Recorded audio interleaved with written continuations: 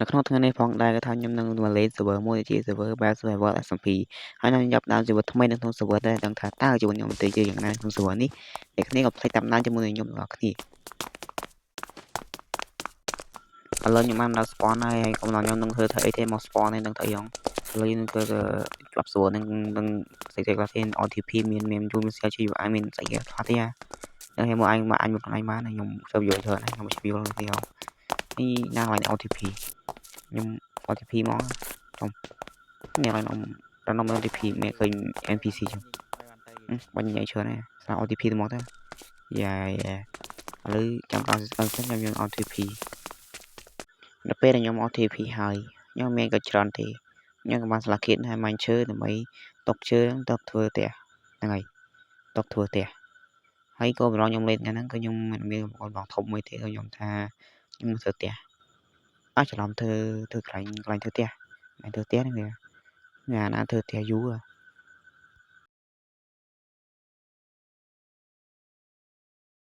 នៅពេលខ្ញុំកំពុងលេងហ្នឹងសារ control វាញ៉ៃច្រើនពេកខ្ញុំបានបិទវាខ្ទេចទៅកុំឲ្យវាឃើញញ៉ៃពេកមើលវីដេអូទៅវា slow ចឹងណានេះឥឡូវខ្ញុំបិទវាអស់សិនហើយចំណុចឡើងនេះវិញសាញ់ខ្ញុំឃើញ call ដូចឃើញ diamond ចឹងខ្ញុំក៏បានលុយទឹកមកក៏ពីជម្រងឯងទេខ្ញុំក៏បានដាក់ទ្វីដើម្បីជីក call ទៅវាលឿនចឹងទេកុំឲ្យហើយយើងដាក់នៅក្នុងទឹកបានទៀតនេះចឹងមិនកាច់ចាប់បានវារួចចឹងនេះគ្នាបាទអញខ្ញុំនិយាយវាស្អីទេវល់មិនទេហើយចំណុចឡើងនេះវិញថាខ្ញុំឃើញបឹងវាទីរៀងតំណងពេកខ្ញុំគិតថាធ្វើផ្ទះក្រោមបឹងហ្នឹងអត់សូវមានចាប់អារម្មណ៍ហើយសូវមានឃើញទៀតខ្ញុំគាត់ថាខ្ញុំនឹងធ្វើផ្ទះក្រោមបឹងហ្នឹងហើយធ្វើផ្ទះក្រោមទឹកនេះក្រោមទឹកក្រោមដីទៀតយ៉ាលោះឡើងមកតែបាទ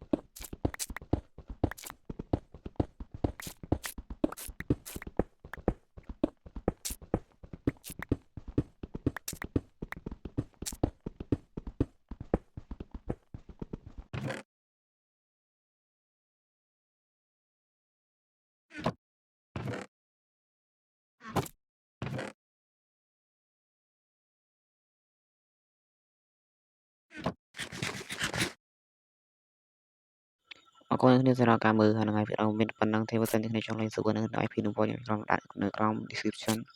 ហើយគ្នាមានអរគុណប៉ុណ្ណឹងទេថ្ងៃខ្ញុំជួបគ្នា server របស់គ្នាថ្ងៃបាយបាយជួបគ្នានៅសំមិញ